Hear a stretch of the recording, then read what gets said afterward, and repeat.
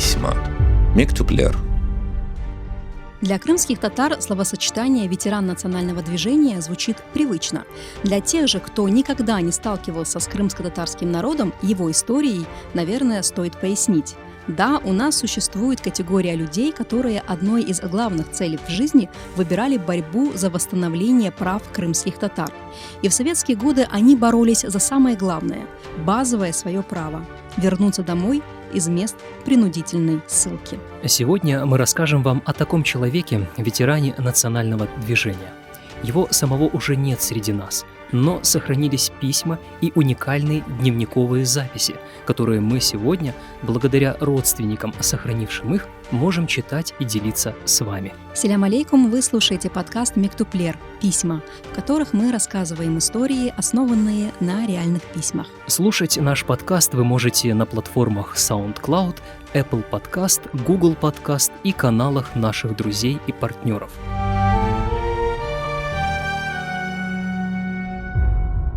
Наш герой Тейфук Сейдалиев родился в деревне Дарменкой, Дагерменкой, ныне Запрудная, Большая Алушта, в 1920 году. Его родители погибли во время Крымского голодомора в начале 20-х. Маленького Тейфука отдали в школу-интернат. В 1936 году юноша поступил в педагогическое училище в Ялте, но полноценно отучиться ему не довелось. В 1939 году его призвали в армию и отправили сначала на Советско-финскую войну, а затем на фронт Второй мировой. Молодой Тейфук был в звании техника-лейтенанта авиации. Демобилизовали его в 1946-м, когда война давно уже отгремела. Тейфук вернулся в Крым, но никого из близких и знакомых не нашел. Он не понимал, куда идти и с кем видеться. Прошедший войну Сейдалиев тогда еще не знал, какая чудовищная трагедия произошла с его народом. По приказу Сталина 18 мая 1944 года все крымские татары, включая новорожденных, детей, женщин и стариков, были высланы из Крыма. Спецоперация началась в 4 утра. Сонных и испуганных людей грузили в вагоны для скота и вывозили за 1000 километров в Центральную Азию и на Урал.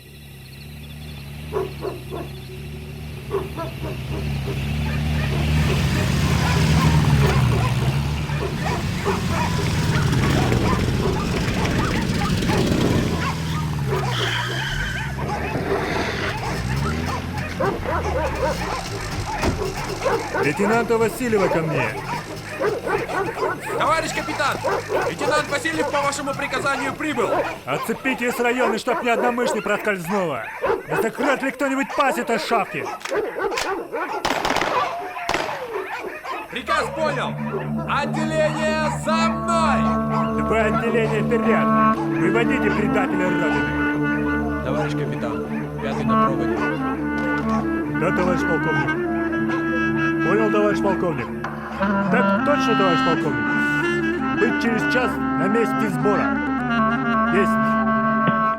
Это был фрагмент из композиции диджея Бибека под названием «Депортация». Сын народа-изгоя Тейфук Сейдалиев отправился на поиски своего единственного брата в Узбекистан. И нашел его в Ташкентской области в хлопковом совхозе Аккурган. Там и остался. Женился, со временем в молодой семье появились дети.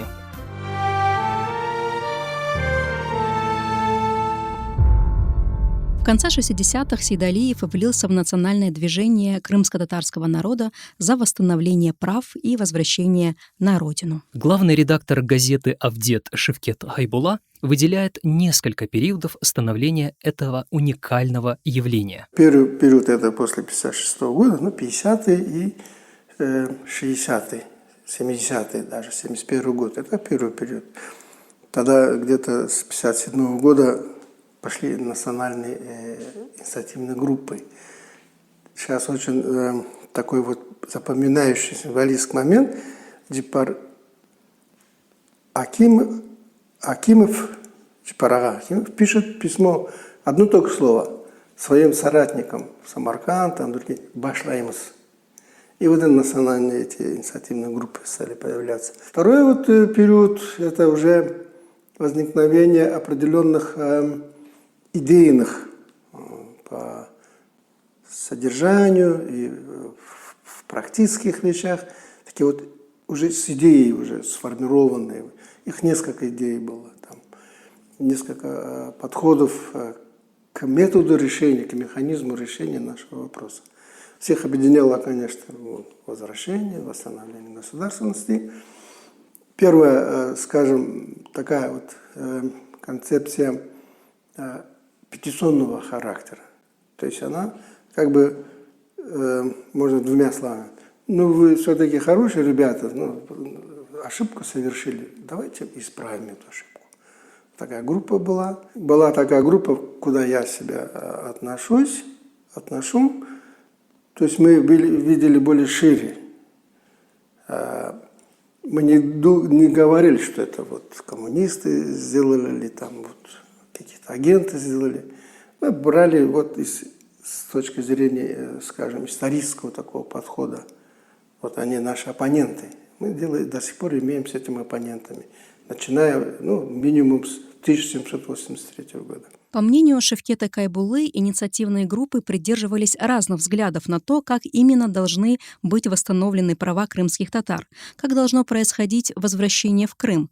Но все в итоге шли к одной цели. Они вот из этих вот деталей складывались.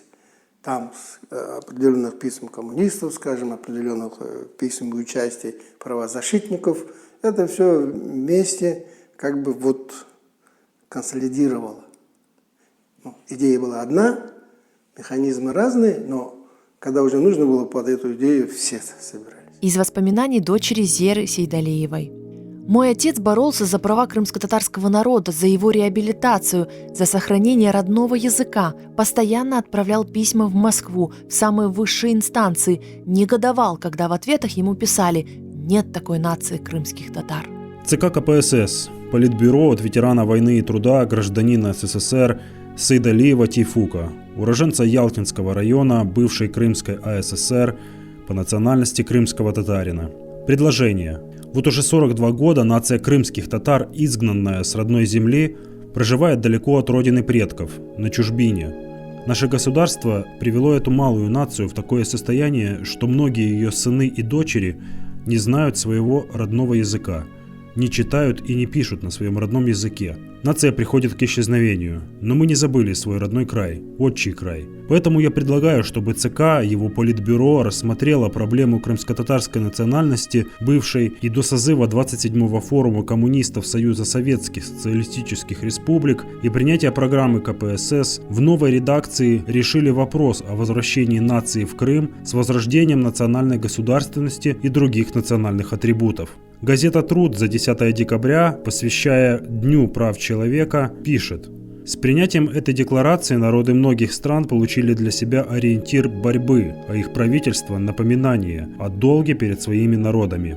Только наше государство во главе с ЦК КПСС до сих пор не признают этого долга перед своими гражданами, нациями, изгнанными с их родной земли в 1944 году, 12 декабря 1985 года». Жгучее чувство обиды, утраты, ощущение бесправия, желание восстановить справедливость уже в зрелом возрасте привели Тейфука Сейдалиева на исторический факультет университета имени Низами. В 1968 году он принимал участие в первом в послевоенной истории форуме учителей крымских татар в Ташкенте. Часть лекции тогда читал известный крымско-татарский поэт, переводчик, литературный критик и общественный деятель Эшреф Шемьизаде. Сейдалиев и сам писал стихи. Мы держим в руках уже рассыпающиеся листки с его записями. Вот стихотворение под названием «Родина». Ветан. Эй, ағалар, бойлемыдыр Қырым халқының язысы. Ғұрбет эллер топрағында олып кетті ярысы. Неже түрлі күнлер көрді, ұнытылмас ажысы. Оксыз қалған сәбилеріні дестан олды чоқысы. О чем эти строки? Тяжелые размышления о том, что пришлось пережить народу, о вопросах, на которые никто так и не смог дать ответа.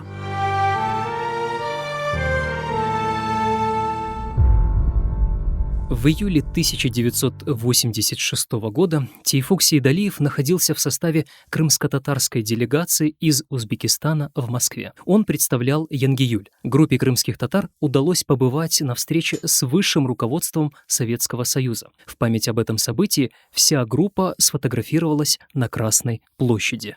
Шевкет Кайбулла говорит, что представлять народ в Москву отправляли не только самых активных, но и самых достойных. Делегаты, приезжая в Москву, они не сидели просто в приемном ЦК.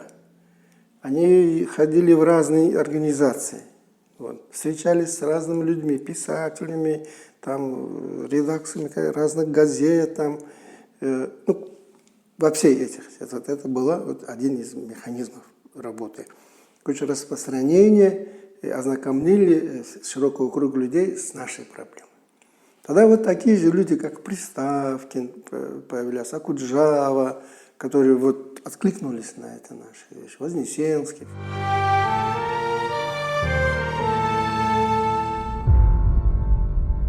Чтобы портрет нашего героя был более полным, вот вам еще один факт из его биографии. В 1971 году из-за осложнений после гриппа Тейфук Сейдалиев полностью ослеп. Только благодаря многочисленным операциям ему удалось частично вернуть зрение. Но это обстоятельство не помешало ему быть активным участником национального движения, стать директором общеобразовательной школы в Курганском районе Ташкентской области, вести дневник своих размышлений, читать и даже писать статьи в единственную крымско-татарскую газету «Ленин Байрагы», которая издавалась в советское время.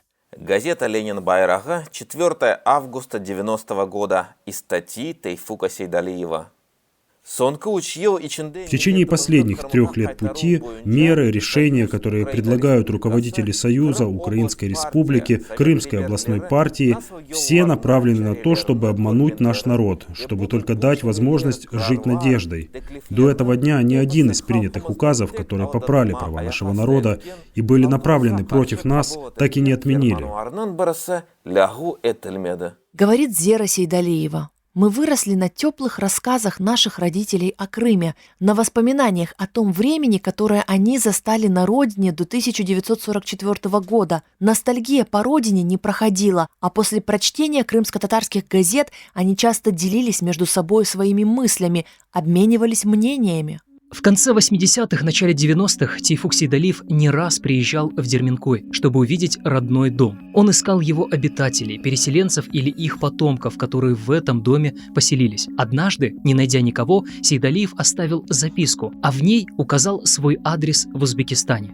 Спустя какое-то время ему написал сын того самого переселенца. На моей памяти это первый и единственный такой случай коммуникации. И что самое интересное, это уникальное письмо сохранилось. Крым, Алушта, Запрудная. Здравствуйте, уважаемые Сейдалиев Тейфук и ваша семья. Извините, если неправильно написал ваше имя и фамилию. Письмо ваше мы получили. И так как отец у меня малограмотный, то пишет вам ответ на ваше письмо его сын Дегтярев Михаил Михайлович. Когда вы приезжали в июне 1991 года в Запрудное, то моих родителей дома не было. Они уезжали, и до вас никто не вышел. Напишу немного о себе. Я живу в Малом Маяке. У меня 2 детей, уже взрослые, обе девочки. Посоветовавшись с отцом, мы выкупили дом и продавать, как вы поняли, никому не думаем. Родился я в Запрудновской больнице и, как говорится, с малых лет жил в этом доме. Все документы оформлены на меня. Работаю я трактористом на тракторном стане, который находится рядом с домом. Ну вот и все, что я хотел вам написать. Извините, конечно, если что не так написал. Рассказывает Зера Сейдалиева. Нашей семье не удалось сразу на волне возвращения в начале 90-х вернуться в Крым. Тогда финансовое положение было непростое. Летом 1995 года отец приехал в Бююк-Анлар, Октябрьское. Тогда в поселке на этом месте не было ничего. Ни воды, ни света, ни дорог. Нам было сложно, ни работы, ни гражданства. Родители помогали как могли. Каждый год Тейфук Сейдалиев приезжал в Бююк-Анлар, наблюдал, как идет строительство дома. Осенью 2002 он приехал в Крым последний раз. На тот момент ему было 82 года. А в январе 2003 года Тейфук Сейдалиев скончался. Похоронили его в поселке Халкабад Ташкентской области, в 2500 километров от родного дома.